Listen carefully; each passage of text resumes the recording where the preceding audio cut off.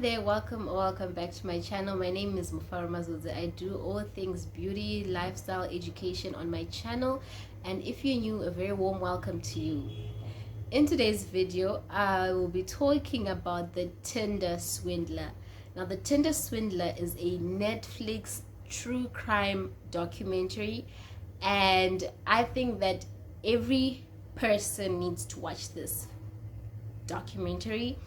Not necessarily every woman, but definitely everyone needs to see this documentary. So I'll be talking about why you need to watch the Tinder Swindler. So I don't want to spoil a lot. Also, please press the subscribe button, as well as click on the notification bell. That is if you're new to the channel. You might also be subscribed, but you're not yet you have not clicked on the notification bell, which is literally just a bell next to the subscribe button. Just click there and make sure you browse there and click all notifications. Let's get into this. So I watched the Tinder Swindler and I'm not okay.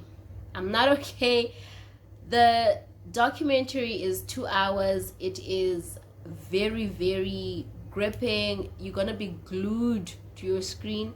I don't think I felt bored within that 2 hours. It did have a bit of a not a strange start, but I would say, like, when the documentary starts, you don't know what it is about, so you're very curious as to where they're going with the story. Initially, I thought this was going to be a catfishing story, because, you know, we know Tinder. To give a quick summary about what this documentary is about, this documentary basically is centered around a man who goes by Simon Leviev, and one of the main characters would be Cecelia. Cecilia's story is sort of like the anchor of the, well, I don't know if you can call it an anchor, but it's basically about Cecelia, Simon, and other women that are involved. And Simon Leviev changed his name, so he used to go by Simon something Hayut, so he's an Israeli man, and he legally changed his name to Simon Leviev. Now, basically what happened in the story, so this is basically a spoiler alert. I would skip this part of the video if you have not watched the documentary, but initially, as Cecelia describes, she met this man on Tinder. She googled Simon Leviev, and on Google she read an article saying that Simon Leviev is basically the son of a billionaire who is into diamonds, LLD Diamonds. LLD Diamonds is a real company, but yeah, so the story goes on, and basically Simon lied. So this guy, I think he's like a pathological liar, and what he does, to cut the long story short, he pretends he is wealthy. So when Cecelia met Simon invited Cecelia for coffee at the Four Seasons Hotel. We all know the Four Seasons Hotel is no place for poor people or for regular people. It is a place for wealthy people. You'll find celebrities there. It is, you know, one of the top hotels in the world, or the leading hotels in the world. So she was very impressed, and within hours of meeting Simon, she went on a trip with Simon in his private jet with his baby mama. So the story is very weird. I feel like, you know, as I was watching it, I felt like, wait, that's a red flag. So the point of my video today is to talk about the red flags, because what Simon did is that Simon ended up scamming these women of hundreds of thousands of US dollars. Now, $100,000 alone is a lot of money. It's over R1 million. And these women were just regular working class women. They were not necessarily wealthy women, just regular working class women who probably had good credit. So what he did to Cecelia is that he asked Cecelia to get cash, $25,000, and he used an excuse saying that I am under a security breach and I can't use my own credit card, because if I use my own credit card, they're gonna find me. He's got enemies and they're gonna find him because he is in the diamond business.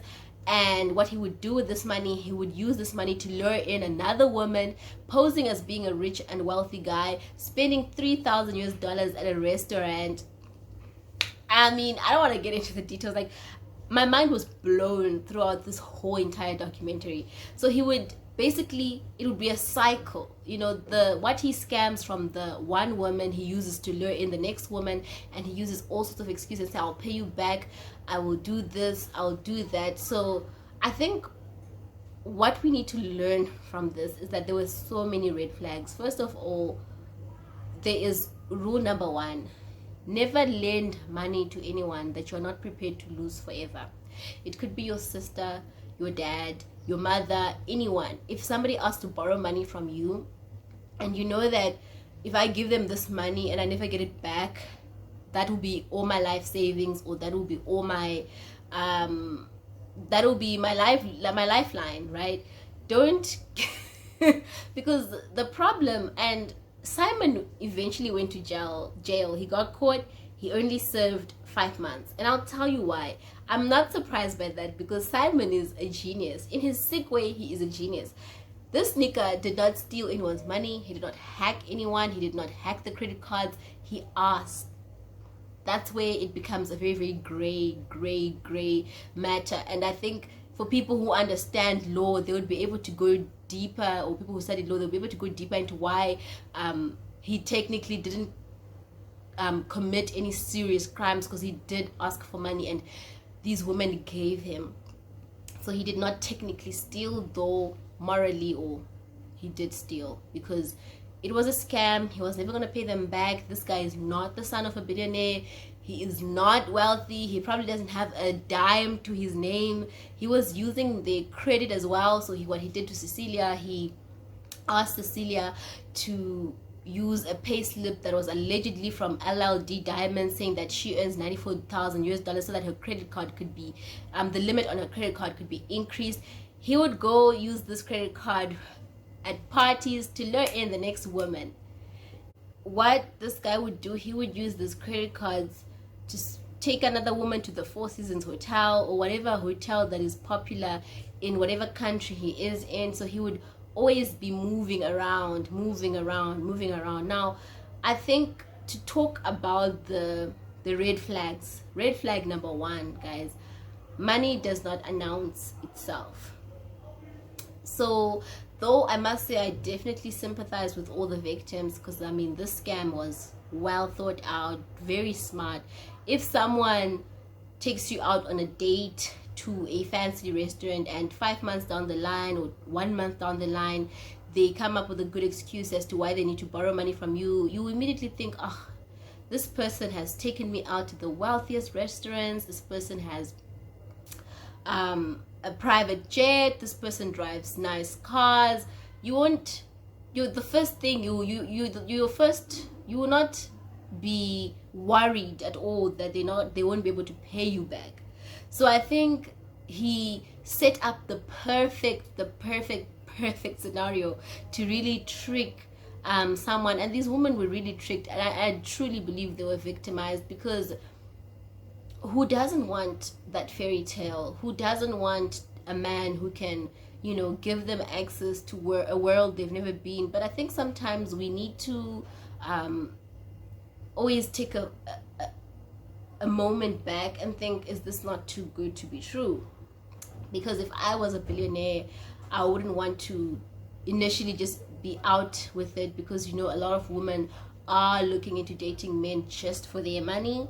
So if I was a real billionaire, I wouldn't necessarily be like, oh, let me take you to the Four Seasons, let me send a Rolls Royce. But though there are people who are like that, who also have money, this was a well thought out scam. Like, you can't blame Cecelia for believing it, you can't blame anyone for believing it.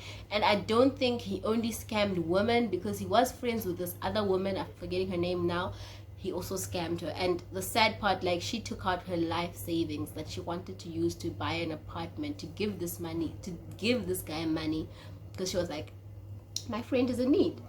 And you know, like, okay, my friend has taken me to a very, very fancy restaurant, bought everything on the menu, spent $3,000. Clearly he'll be able to pay me back. And this guy was just evil, just pure evil. And one other thing is, like, if you notice someone drives a very fancy car on Instagram, wearing expensive clothes, people get fake expensive things. This guy owned fake expensive watches, just an eye-opener. So I think that every woman needs to watch this because it is an eye-opener. And this Simon Leviev guy, he's not the first of them to come, he's not the last of them to come.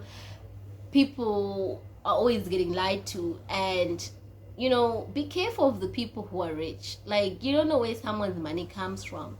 I think you need to be very, very careful, especially if someone is gonna be so flashy with their money, someone who's using cash a lot. I mean, because the first time he asked money from Cecelia, he asked for $25,000 in cash. In cash, you guys. That's illegal. I mean, that is illegal. Unless that is for like, but it's still illegal. It doesn't make sense. You're not allowed to travel with an amount that is above a certain threshold. And Cecelia actually committed a crime for this man. So the moment you see that you're doing things that are illegal, she also gave him her ID. Like, those are sensitive documents that you shouldn't be giving to anyone that you've known for a month. But though I sympathize with her, there were red flags, and I think, yeah, but it's a sad story. Like, this man is sick, and this documentary is very it's got so many layers to it. I have not even managed to narrate it well or give all the details. I'd suggest you watch the rest for yourself. I love you for watching, and yeah, I give it a solid 9 out of 10, because even though it's 2 hours, like, when it finished, I was so sad. Like, I still want more. I want to know more. Like, who else did he scam? And this man has been scamming people for years. Ever since he was a teenager, like in his late teens, he's just been scamming people. I don't know, like, I'm also interested into knowing, like, what went wrong in his life that he needs to make a living off of robbing other people, because it's robbery.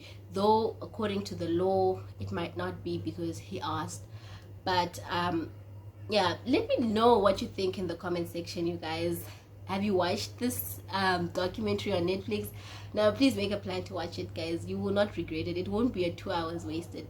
That's what I love about the documentary. It was 2 hours of my life well spent. I love you for watching. Click the like button. I'll see you in my next one. Bye.